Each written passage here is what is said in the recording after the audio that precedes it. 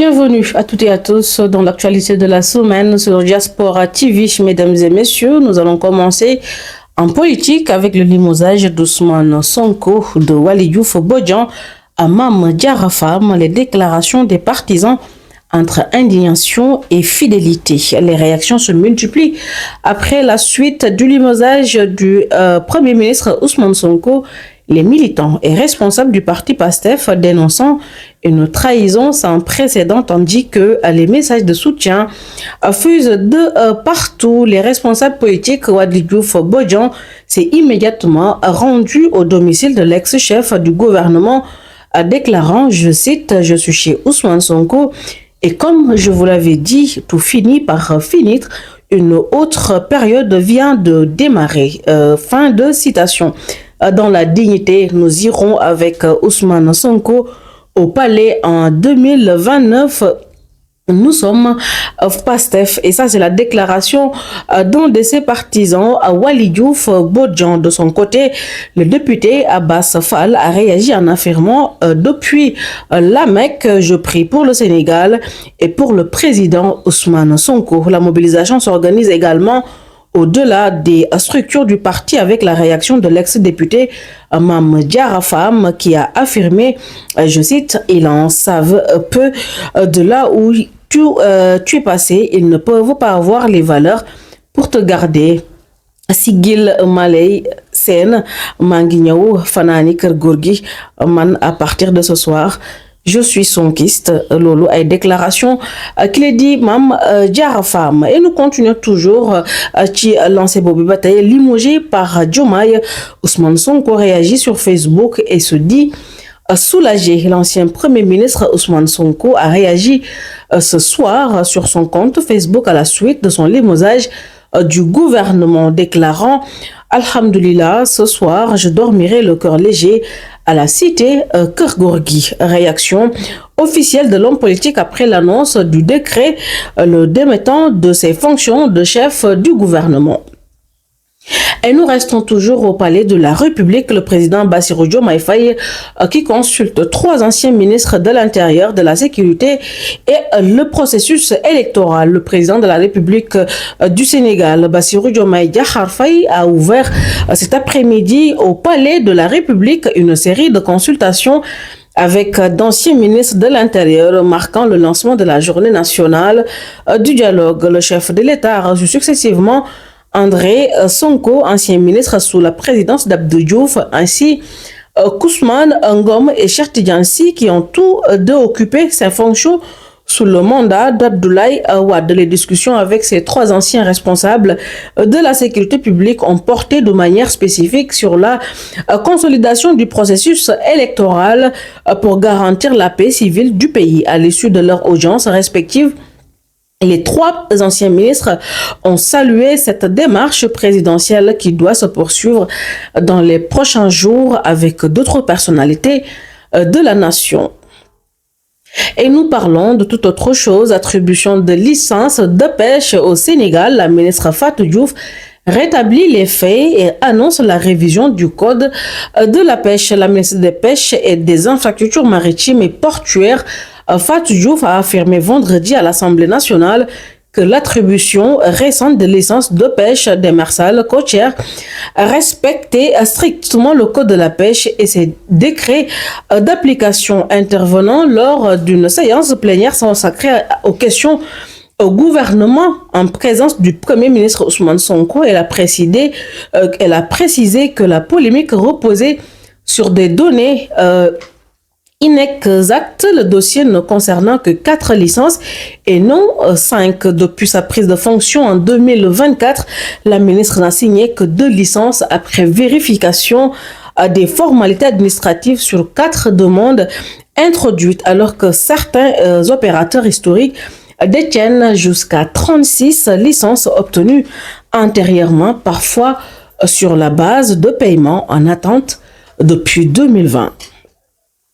Et nous allons un peu plus loin de Dakar, dans la région de Ziguinchor, la brigade d'hygiène qui détruit des produits impropres à la consommation et appelle à la vigilance. Le chef de la brigade régionale d'hygiène, le capitaine Mbaïley, a invité les citoyens à collaborer avec les services compétents en signalant toute commercialisation de produits impropres à la consommation. Le service d'hygiène se bat nuit et jour pour retirer ces produits des établissements recevant du public, a-t-il déclaré, appelant les populations à faire preuve de vigilance lors de leurs achats. Il a notamment insisté sur la nécessité de vérifier les dates de péremption, l'état des produits et leur conformité avant toute consommation. Et nous parlons maintenant d'escroquerie au visa.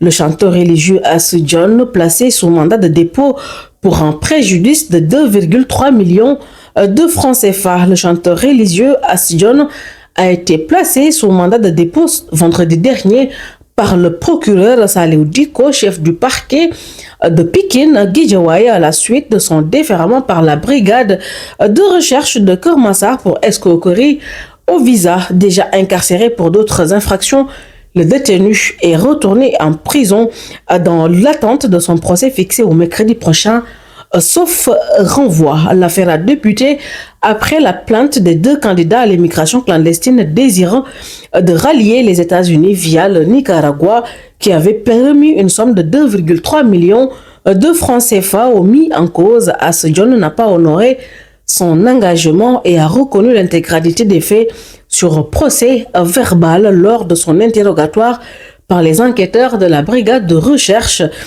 tout en s'engageant à rembourser les victimes. Et vous suivez toujours l'actualité de la semaine et nous allons parler de religion, foi et espérance. Le comité d'organisation attend 24 000 marcheurs au sanctuaire marial. L'église catholique du Sénégal met la dernière main aux préparatifs du pèlerinage marial de Popenguine. Face à la presse, le comité d'organisation a dévoilé les grandes orientations plutôt de la 138e édition de ce rassemblement religieux historique placé cette année sous le thème « Sois sans crainte, Marie, car tu as trouvé grâce auprès de Dieu », inspiré du message à l'espérance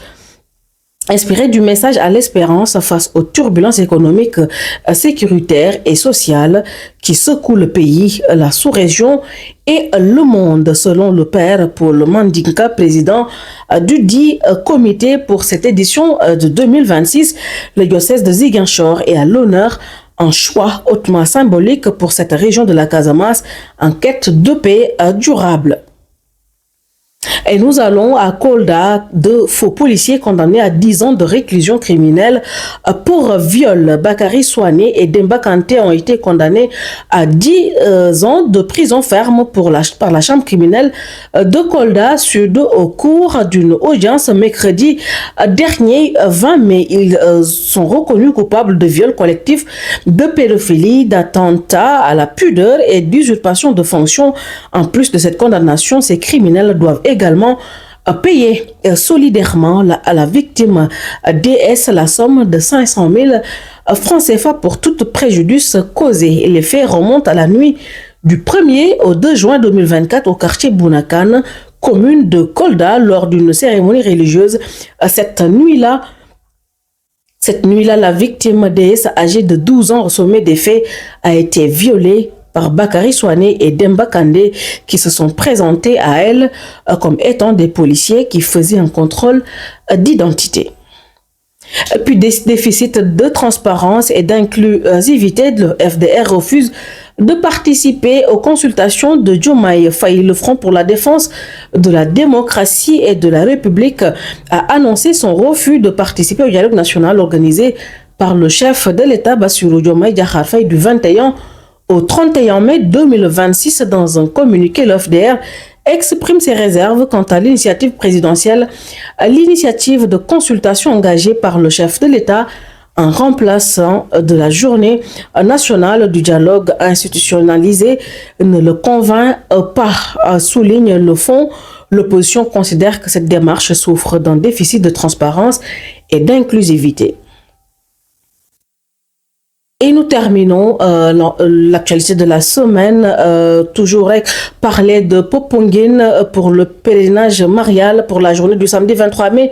L'entreprise met en place des liaisons destinées à acheminer les marcheurs vers le cap des Biches. 4 points de départ sont retenus à travers la région de Dakar. Les départs s'effectueront depuis l'église des martyrs de l'Ouganda, la paroisse de Guédiawaye, au niveau du stade Amadou Barry et le terminus des parcelles Asseni, unité 17, près de l'église Marie Immaculée, pour un tarif de 300 francs CFA.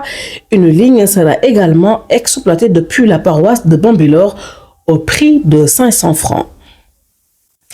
Merci à toutes et à tous d'avoir suivi l'actualité de la semaine. Mbokk yi xarit ci kontaan nañ ci topp beeg ànd bi comme ni ngeen koy defee à chaque fois li ñu weesu ci ayu bés bi ñu jógee bokk na nag ci pêche démarche côtière bi nga xam ne nag jamono yi yëkkatiwaat nañu ay coow jëm rek ci wàllu attribution de licence. waaye wax nañ nit ci mondial 2026 bi ñu dégmal la fédération sénégalaise bi nga xam ne nag ñu ngi jéem ngir mobiliser toute la diaspora ngir rek ñu dem jàpp ci ginnaaw Lion du Sénégal yi nga xam daañu fekkee ci jongante bu am solo bi war a am foofee ca réewum Amérique. ca match bu njëkk ba dinañu jàkkaarloo réewum Sénégal ak réewum France mu di nag match di derby bu am solo dina am fukki fan ak juróom-benn ci weeru juin bi ñu dëgmal bu 19h jotee ca ngoon. ca tàngërëm ñeel na leen yéen ñi topp Diaspora TV saa su nekk ñu jox leen dig daje altine ci yeneen i xibaar jërë ngeen jëf.